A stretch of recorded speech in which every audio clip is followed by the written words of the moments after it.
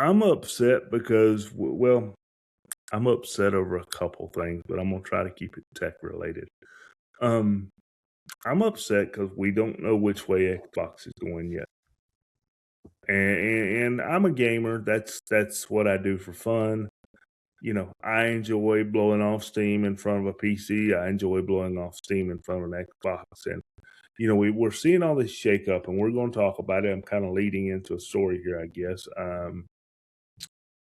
We've got the layoffs at Battlefield. We've had all the layoffs in the gaming industry over the last year or so. We've had Sarah Bond. We've had Phil Spencer. They're no longer a part of Xbox. We've got Asha. I cannot pronounce Asha's last name, so I'm going to stick with her first name. She's in charge of Xbox. Well, what's she going to do? We've got news of a new console coming. We've got news of a new platform. We've got news of what it's going to be. Well, are you going to increase my gaming subscription price? Are you going to increase my Game Pass? Are we going up to $40 a month? We're at 30. So, and without going too deep, there's a lot of things going on in the world right now. I'm concerned about where my money is going and how expensive things are getting and how that's going to impact our ability to, okay, let's give Microsoft that $30 a month. Let's give, Steam $60 this month and go buy ourselves a game. When you are in tough economic times, the first thing you usually cut is the discretionary spending, the play money. And I feel like, our play money is getting, or at least mine is, our play money is getting less. And we've got to start thinking about where does that play money go? And Microsoft hasn't told us, hey, we recognize that we've gone up in price on everything over the last year. We haven't told you we're going to stop. Haven't told you we're not either. So, Microsoft, what are you doing with Xbox over there? Remember, gaming for most people is discretionary income. You go too high, you lose out. I'd like to know what's going on over there. I'd like to know what PlayStation's going to do. Things are expensive, and I think people are starting to catch up to that idea. Yeah, I couldn't agree with you more.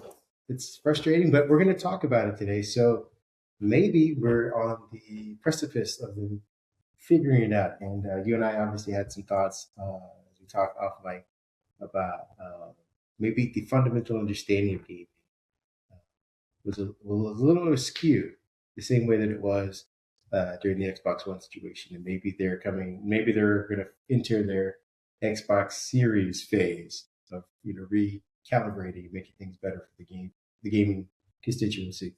The thing I'm upset about are hard drives, external hard drives, and SSDs using the proprietary cable, that weird flat. I don't know. You guys have all. I'm hoping the audience can go with me on this experience. When you buy an SSD or external hard drive, you have the proprietary cable that isn't a USB-C. It isn't a USB-A, but it is a whatever that weird flat version is, and it may link out to a USB-C. It may even link out to a USB-A. Mostly USB-As that they link out to. Why are we still doing that in 2026? Have we not, I guess, built the SSDs or the external hard drives, more of them, using the Thunderbolt 4 or 5 protocol, using the USB-C type in from the female and the male link? I'm tired of having to go through, and when I'm searching for my hard drive, making sure that it has it connected, that proprietary in. And usually because I'm lazy, maybe I'm just bad with tech, I make sure that it's connected, because I know that if it's not, I'll end up losing the cable, and I have a hard drive that I can't access, because most of the things I access throughout my day are USB-C.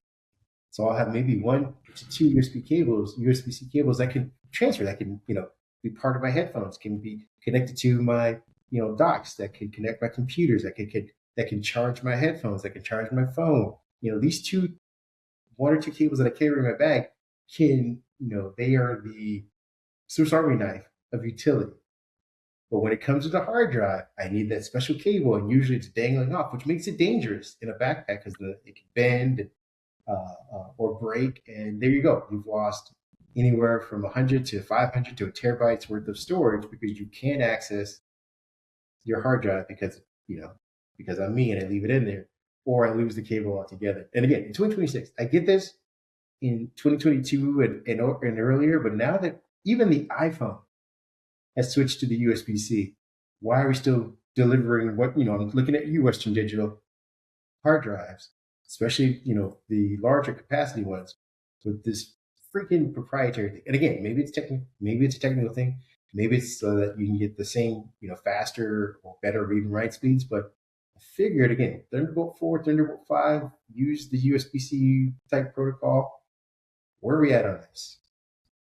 That's I have my a rant. I don't know. question. Again, it could be very specific.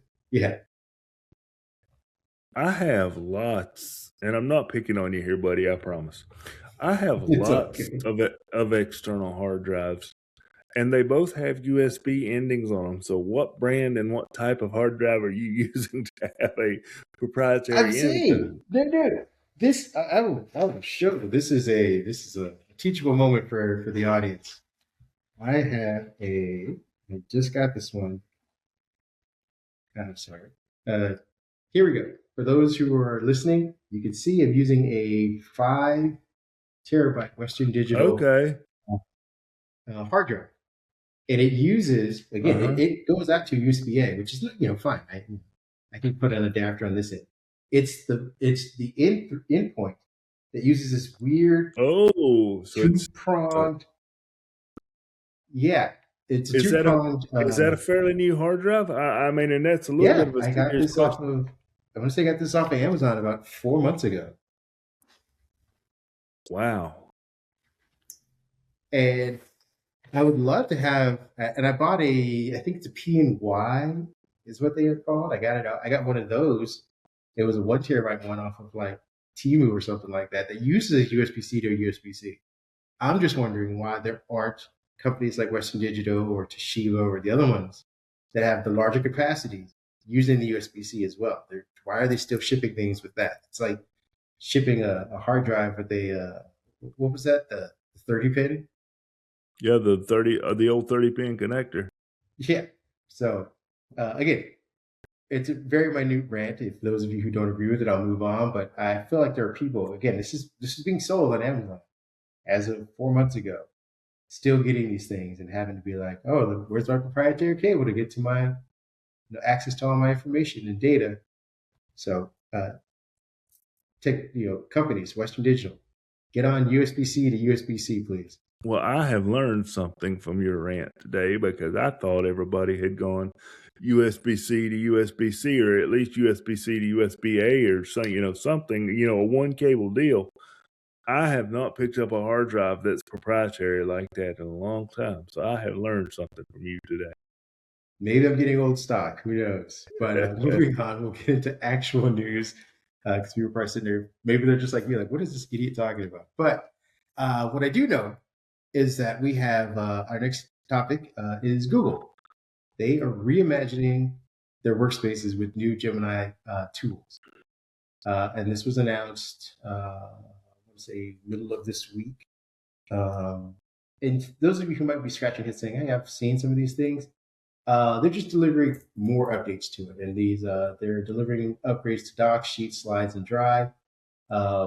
In Docs, Gemini can now draft documents from a simple description, pulling context from uh, Drive, Gmail, and Chat. Again, this is part of the larger focus of connecting all of those things versus just uh, putting them into individual apps themselves. Now they're able to kind of read all of these things for you, which is, I think, pretty good. That's where you get the most utility from this kind of stuff. We're also going to get, one second, trying to blow this up so that people who are watching can see some stuff, but there we go. We're also getting in Docs. In Sheets, natural language becomes the primary interface. Users can describe the structure or outcome the ways they want. Gemini will build tables, categorize data, summarize lists, and even solve optimization problems, which I think is pretty cool. Slides, Gemini will now focus on narrative and structure rather than layout. I think that seems to be kind of what Copilot does, is more layout than structure. So we'll see how those two compare. It'll also convert sketches or tables into editable diagrams, and eventually support full presentation generation from described storylines. Copilot tries to do a little bit of that, just try to create the entire deck from a description prompt. It needs a lot of massaging work if you do it that way, for those of you who used it. Drive evolves into a knowledge engine. AI overviews surface relevant files or generate direct answers with citations, while Gemini can query across Drive, Gmail, Calendar, and chat. Users can filter by folder, build research sets, and share without changing permissions. Google's approach is a little different than, like I said, Copilot, because Copilot behaves like a task-specific assistant. And again, if you want to limit the amount of interactions you have with an AI, Copilot may be better for you. If you want to just, have an assistant that can kind of do everything, and if you trust it, Gemini might be the one that can do everything for you. Again, building complete docs from prompts is kind of, I think, the goal at the end of the day. Most of this is all speculative so far because this stuff is still rolling out. But if you guys follow up with this in our writing, maybe I can do a editorial and compare the two down the road once these are more fleshed out. What are your thoughts on Google's implementation of Gemini versus Microsoft's implementation of Copilot?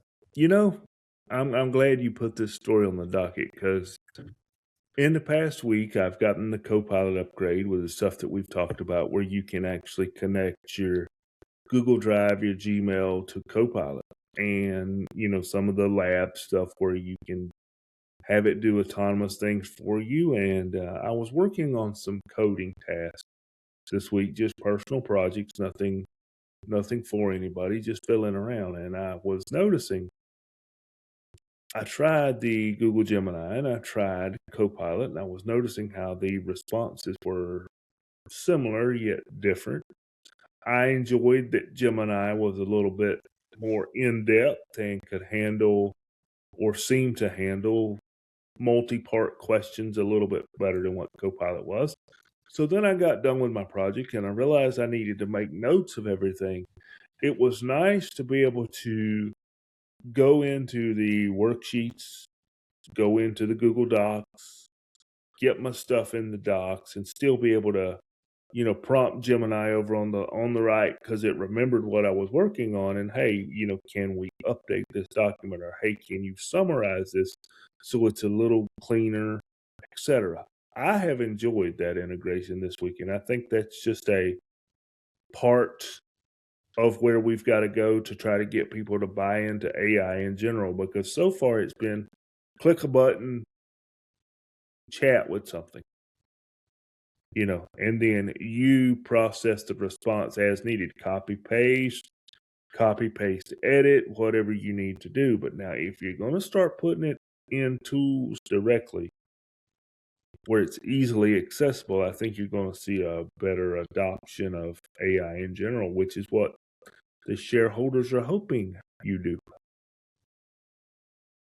do. You're absolutely correct. I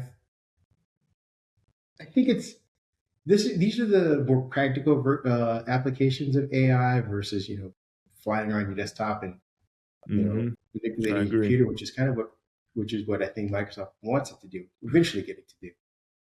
These would be the small things that people try and use more often. So I think I like the implementation. I like the way that they're going to do this. We'll see, who kind of wins out in the end when it comes to those two productivity suites. You know that everybody's kind of on Office right now, so it's a little easier for them to kind of get the leg up.